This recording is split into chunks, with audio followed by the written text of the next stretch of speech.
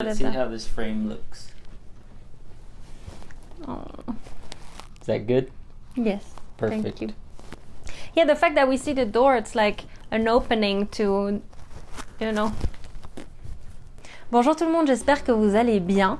Alors si vous êtes sur ma chaîne aujourd'hui, c'est soit parce que vous aimez m'écouter parler, que vous êtes mes amis ou ma famille, ou alors vous êtes tombé sur ma chaîne parce que vous avez besoin de conseils, vous êtes sur le point de déménager aux États-Unis et vous avez besoin d'avoir une liste de ce qu'il ne faut absolument pas oublier de faire avant votre grand départ.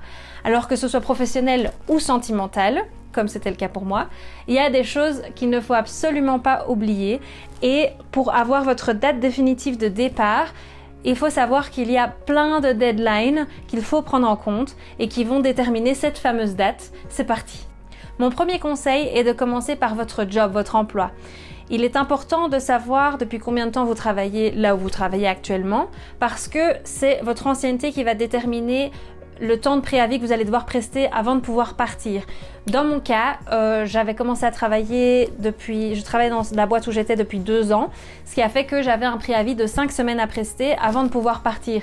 Donc, dans mon cas, c'était pas un préavis très long, donc il y a d'autres choses qui ont déterminé ma date de départ, mais du coup, par rapport à ma date de départ, j'ai calculé 5 semaines avant pour pouvoir donner mon préavis pour que ça tombe justement bien et que je travaille jusqu'à la dernière minute, ce qui, dans mon cas, était faisable et était la meilleure solution en fait. Attention que pour certains jobs, il est éventuellement possible de discuter votre préavis avec votre employeur, c'est tout à fait possible. Moi, c'était pas le cas, mais voilà, il y a des entreprises qui vont vous dire de ne pas prester votre préavis et vont vous dire c'est très bien, lundi tu n'es plus là. Bon, ce qui est parfois peut-être très rude dans certains cas, mais je sais que pour d'autres cas, si par exemple vous déménagez pour des raisons professionnelles et que vous allez travailler dans une autre boîte qui pourrait être concurrente à la boîte dans laquelle vous travaillez actuellement, il est très important de vous renseigner parce qu'il se pourrait fortement que du coup votre employeur vous dise écoute, ne preste pas ton préavis, on te paye et voilà, tu pars, puisque eux évidemment ça ne les intéresse pas, ce n'est pas dans leur intérêt que vous continuez à travailler pour eux si vous allez travailler pour un concurrent. Donc voilà, renseignez-vous bien par rapport à ça, allez voir les ressources humaines de votre job et vous aurez toutes les infos nécessaires pour pouvoir donner votre préavis en temps et en heure pour que vous puissiez partir dans les meilleures conditions. Le deuxième conseil, qui pourrait être en fait un conseil 1 bis, est de rendre votre préavis si vous louez un appartement, un studio ou une maison. En général, mais regardez bien votre contrat de bail, en général, la durée de préavis pour un appartement, une maison ou un studio est de 3 mois. Donc, si vous ne voulez pas payer des loyers pour rien, en étant déjà à l'étranger, mais en devant toujours payer vos mois de loyer de préavis, voilà, rendez votre préavis 3 mois avant de partir pour que tout coïncide et que vous puissiez partir tranquille. Mon troisième conseil est de contacter votre fournisseur de TV et Internet pour leur demander s'ils ont eux aussi des délais de préavis quant à la clôture de compte. En fonction, ils vont vous dire quand est-ce que vous allez devoir vous rendre en magasin pour rendre votre modem, quand est-ce que vous allez devoir terminer votre abonnement téléphone par exemple. Ça c'est très important parce que si comme moi vous partez aux États-Unis, vous n'êtes pas dans l'objectif de revenir en Belgique incessamment sous peu, il faut clôturer tout et surtout aussi votre GSM, mais il est important de tout clôturer en Belgique parce que si votre abonnement continue de courir, vos factures continueront de courir aussi et c'est des factures dont vous n'avez pas besoin. Voilà, disons que maintenant vous avez votre date de déménagement, c'est le moment de regarder autour de vous chez vous et de vous dire qu'est-ce que je prends, qu'est-ce que je vends. Donc du coup, si comme moi vous déménagez aux États-Unis, vous pouvez oublier tout ce qui est électroménager, tout ce qui est sèche-cheveux, tout ce qui est fer à repasser, tout ce qui est fer à crôler, grille-pain, tout ce qui est avec une prise qui est européenne et avec un voltage européen.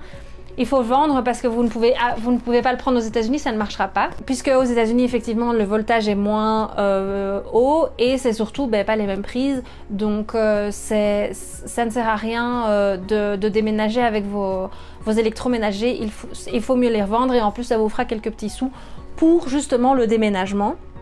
Une fois que vous avez votre date, commencez aussi surtout par prendre des photos de tous vos gros meubles que vous ne prendrez pas avec vous, genre vos sofas, votre lit, vos meubles TV, votre table, des chaises.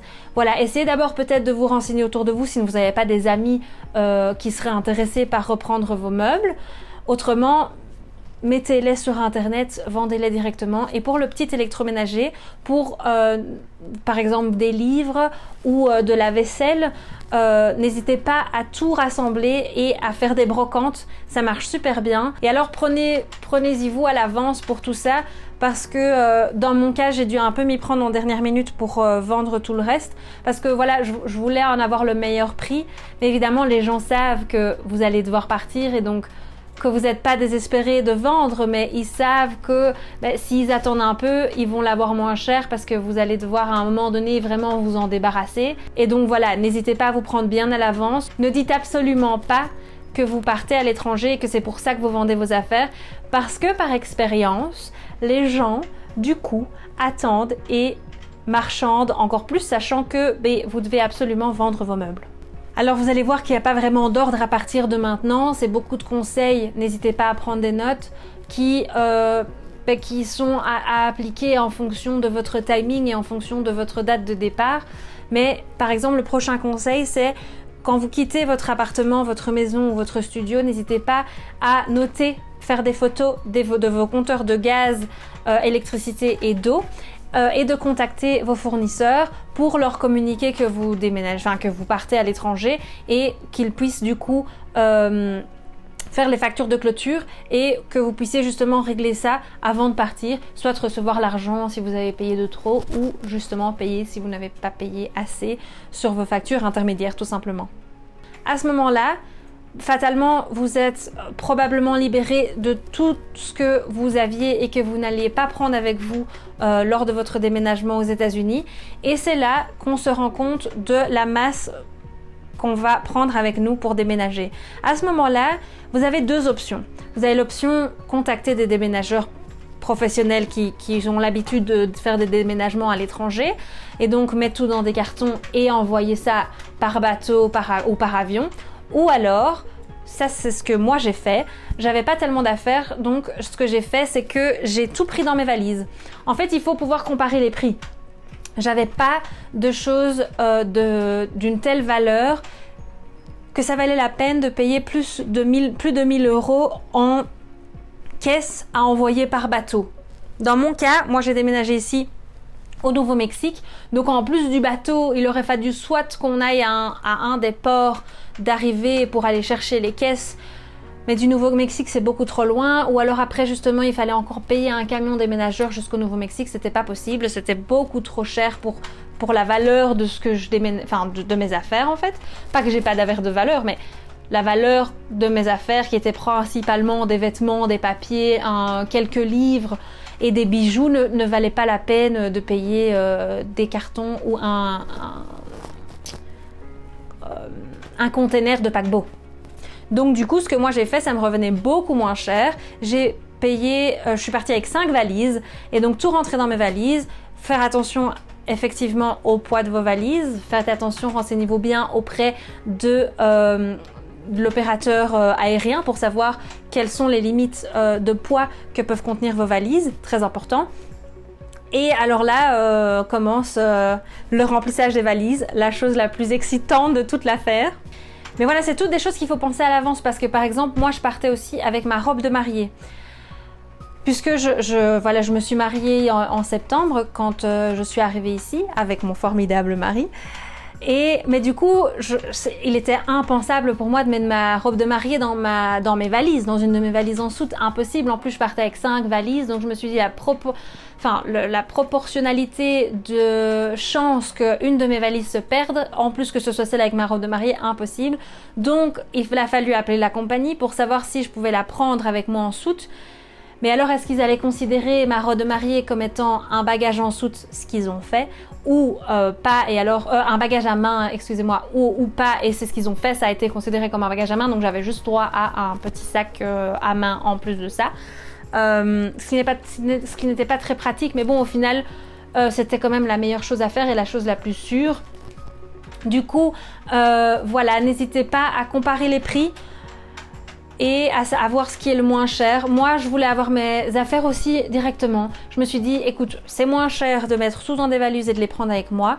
C'est vrai que c'est un peu encombrant. Il faut être sûr que du coup, quand on arrive sur place, la personne qui vient vous chercher ait une voiture assez grande que pour mettre le nombre de valises que vous allez avoir avec vous. Ça aussi, c'est quelque chose auquel il faut penser. Mais voilà, du coup, c'est un avantage et un inconvénient, sachant que du coup, c'est l'avantage d'avoir directement vos valises. Une fois que vous arrivez, vous avez toutes vos affaires avec vous et vous pouvez commencer votre nouvelle vie directement. Mais bon, voilà, j'ai connu d'autres personnes qui ont déménagé, étant par exemple cuisinier, avec d'énormes valises de choses dont ils avaient besoin, d'ustensiles de cuisine. Et ça, c'est très lourd. Donc, c'est des choses qu'on ne peut pas prendre en soute avec soi. Ou alors, il faut vraiment avoir... que ça dans cette valise-là, ça devient compliqué. Donc, si vous avez effectivement beaucoup de choses à ce moment-là de valeur, il est intéressant de comparer les offres de déménageurs professionnels. Le prochain conseil est super important. Avant de partir, n'oubliez surtout pas de vous rendre à la commune pour en fait vous radier de la Belgique.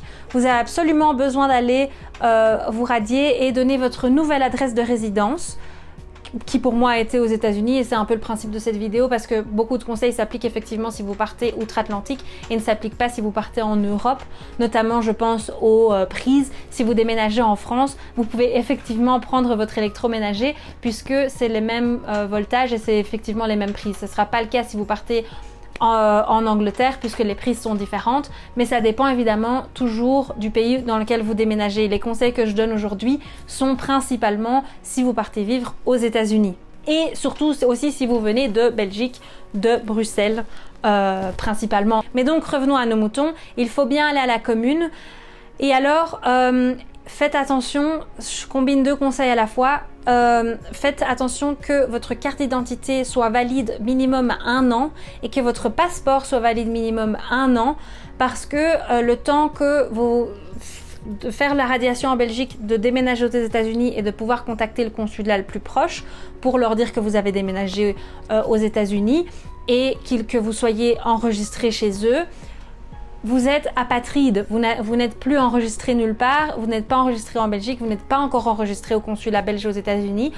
Donc, vous n'avez aucune possibilité d'avoir de nouveaux papiers dans ce laps de temps-là. Ce qui veut aussi dire que vous n'avez pas la possibilité d'avoir un acte de naissance non plus. Donc, pensez bien à demander, si nécessaire, tous vos papiers avant de vous radier. Normalement, ils vous expliqueront ça à la commune, mais on ne sait jamais. Autre chose super importante que j'avais personnellement oublié, heureusement j'ai un papa facteur donc ça s'est plus ou moins bien passé, mais n'oubliez pas, essayez de faire ça peut-être à partir de 1 mois avant votre départ.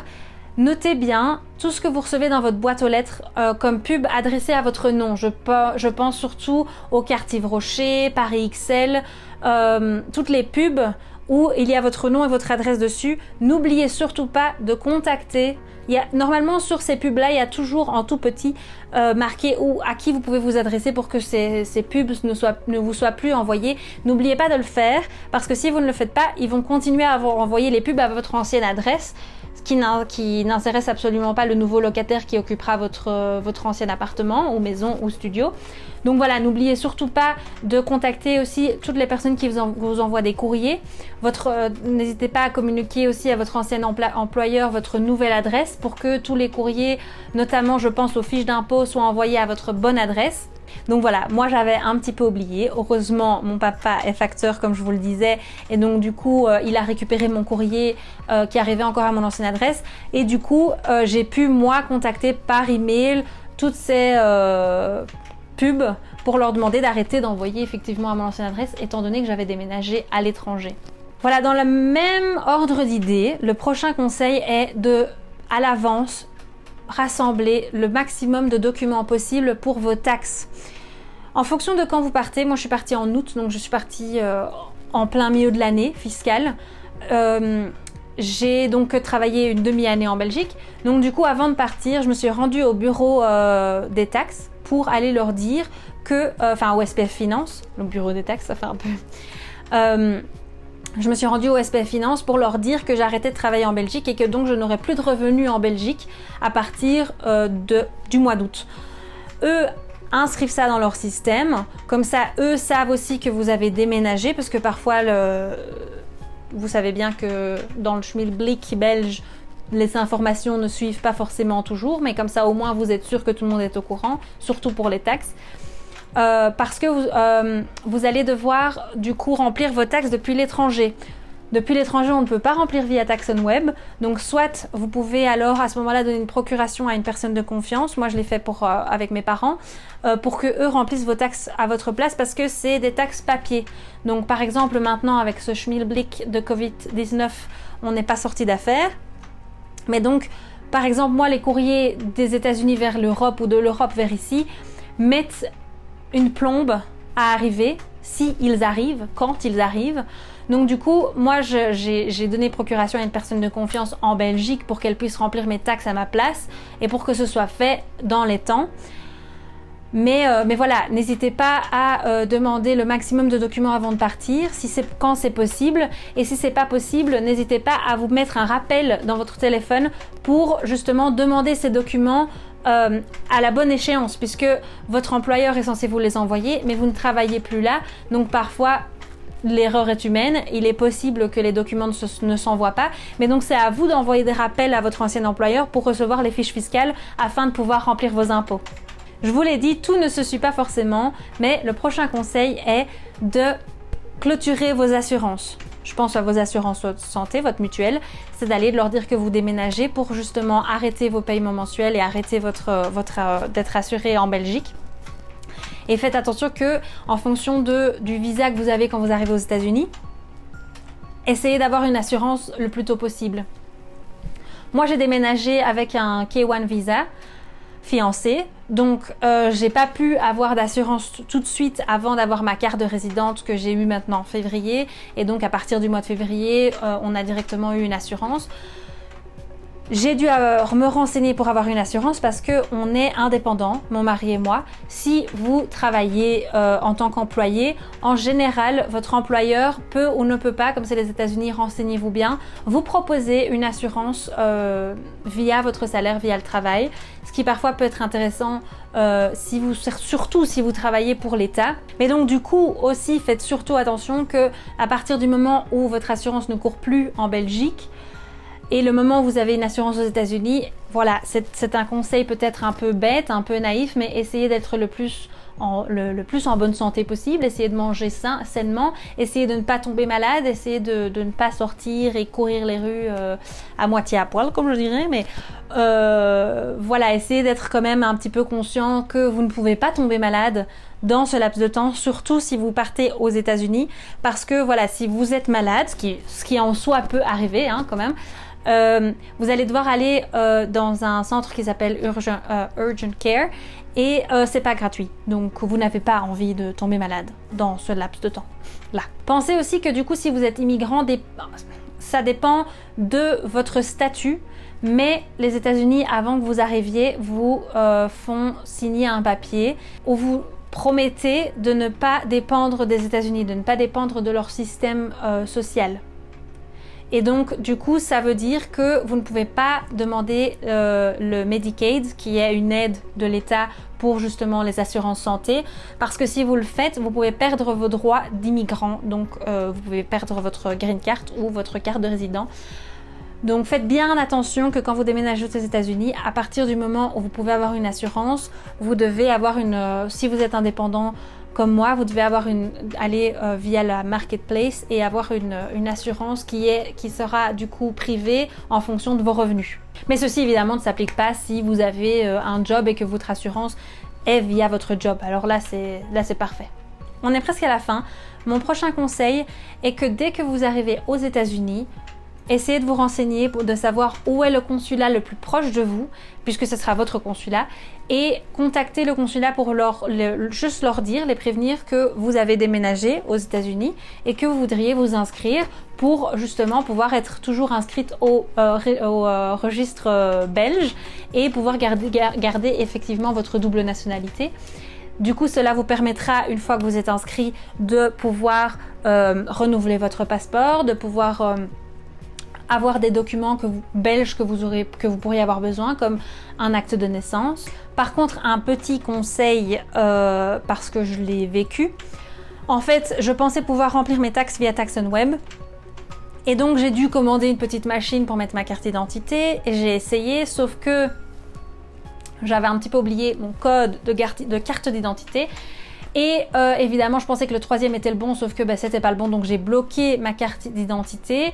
Et donc, j'ai dû contacter le consulat qui m'a dit, voilà, vous devez faire une demande de code. Les codes vont arriver au consulat. Et alors, vous devez vous rendre au consulat avec votre carte d'identité pour activer les nouveaux codes. Comme on le ferait en fait en Belgique si on perdait sa carte d'identité ou ses codes ou qu'on aurait besoin de nouveaux codes, tout simplement. Sauf qu'en fait, moi j'habite au Nouveau-Mexique et que mon consulat est en Californie, à Los Angeles, qui est à 12 heures de voiture. Donc voilà, on essaye de ne pas se tromper, on essaye de ne pas bloquer sa carte d'identité. Heureusement, finalement, je ne peux pas rentrer de toute façon mes taxes via Tax on Web, donc ça ne me sert à rien. Donc finalement, pour l'instant, je n'ai pas besoin de ma carte d'identité puisque de toute façon, j'ai mon passeport. Mais faites bien attention que si jamais ça vous arrive, voilà, je croise les doigts pour vous que votre consulat n'est pas aussi loin que le mien. Et enfin, mon dernier conseil est de profiter du chemin à parcourir parce que ça passe vite et ça passe pas vite à la fois, hein. Surtout quand on veut rejoindre l'être aimé, ça paraît super long, ça paraît interminable, mais au final, profitez. Vous déménagez dans un autre pays, donc vous allez fatalement pas revenir potentiellement tout de suite en Belgique. Donc profitez, mangez des frites, mangez des cookies, des croissants, des cookies au chocolat, des huîtres à la crème. C'est parce que c'est tous les trucs qui me manquent énormément. Mais voilà, surtout faites des réserves, prenez des spéculoos avec vous, surtout ceux avec du chocolat. Voilà, mangez des chips paprika. Vraiment, faites le plein. Et vraiment, mon dernier conseil, c'est faites des repas pas d'adieu, mais faites des repas d'au revoir. Parce que c'est des souvenirs incroyables. C'est l'occasion de revoir des personnes que vous n'allez pas revoir avant un petit temps. C'est l'occasion de manger aussi. Voilà, un bon repas entre amis, en famille. Voilà, ça laisse des souvenirs inoubliables. Ça donnera l'occasion à vos proches, à vos amis de vous voir une dernière fois avant de peut-être potentiellement venir vous voir vous à l'étranger, ce qui est toujours l'occasion de partir en vacances, donc c'est toujours chouette, ça donne l'opportunité aux personnes de votre famille de venir vous rendre visite et de découvrir de nouveaux horizons. Donc voilà, juste profitez, comme on dit en anglais, enjoy the ride, profitez de votre parcours. Et voilà, si vous partez pour l'être aimé, le temps va vous paraître long, mais c'est pour la bonne cause, c'est pour rejoindre la personne que vous aimez, tout simplement. Donc embrassez votre famille, vos amis et ne négligez vraiment pas cette partie parce que c'est vraiment la plus importante. Ah oui, et la chose importante aussi que j'ai un petit peu oubliée, ça va être un conseil dans un conseil, c'est que si vous vous mariez à l'étranger, si vous comptez vous marier, si vous allez vous marier, si vous déménagez et que vous allez vous marier dans le mois qui suit, comme moi ça m'est arrivé, voilà, allez avec votre maman. Si vous êtes une femme, si vous êtes un homme, allez avec votre maman aussi, si vous avez envie, ou avec votre papa, vous faites en fait ce que vous voulez. Mais allez chercher votre costume ou votre robe de mariée avec votre famille qui pourra ou ne pourra pas faire le trajet. Mais voilà, faites des photos avec votre famille en costume ou en robe de mariée parce que peut-être qu'ils n'auront pas l'occasion de vous voir. Moi, c'était le cas, ma famille n'a malheureusement pas pu venir. Mais donc du coup voilà, ça leur a permis de pouvoir me voir en robe de mariée et ça leur a permis aussi de pouvoir être un petit peu avec moi quelque part et de surtout choisir ma robe avec moi. C'était vraiment quand même un souvenir inoubliable. On a pris plein de photos. N'oubliez pas de prendre des photos, encore un autre conseil et après je m'arrête, mais n'oubliez pas de prendre des photos tout au long du process, j'en ai pas pris assez, je regrette un petit peu, mais j'en ai pris plein avec ma robe de mariée, ça c'était quand même un super souvenir à consulter encore par après. Voilà, n'hésitez pas, profitez, prenez des photos avec tous les gens que vous aimez, ça vous permettra de retourner vous plonger dedans quand vous avez un petit coup de blues ou le cafard ou que la Belgique vous manque tout simplement. Voilà, c'est des petits conseils, ça vaut pas grand chose, mais c'est des petits conseils que j'ai par rapport à l'expérience que j'ai vécue. Si vous avez d'autres questions, n'hésitez pas à me contacter en commentaire, je me ferai un plaisir de vous répondre. Et je vous ferai probablement une autre vidéo pour vous expliquer le K1 visa fiancé. Parce que je sais que quand je couche, je suis passée par ce process et je suis toujours un petit peu dedans en quelque sorte. Il n'y a pas trop de vidéos récentes, donc ce serait peut-être intéressant de pouvoir vous donner mon expérience. Donc voilà, j'espère que cette vidéo vous aura plu. Effectivement, c'est une vidéo à regarder si vous déménagez aux États-Unis, sinon ça voilà, vous intéressera pas forcément. Mais voilà, n'hésitez pas à me dire où vous déménagez, peut-être que vous déménagerez près de chez moi et qu'on pourrait se rencontrer. Donc voilà, je vous souhaite une bonne fin de journée, une bonne soirée, une bonne après-midi, un joyeux Noël et une bonne année. Et je vous dis à la semaine prochaine.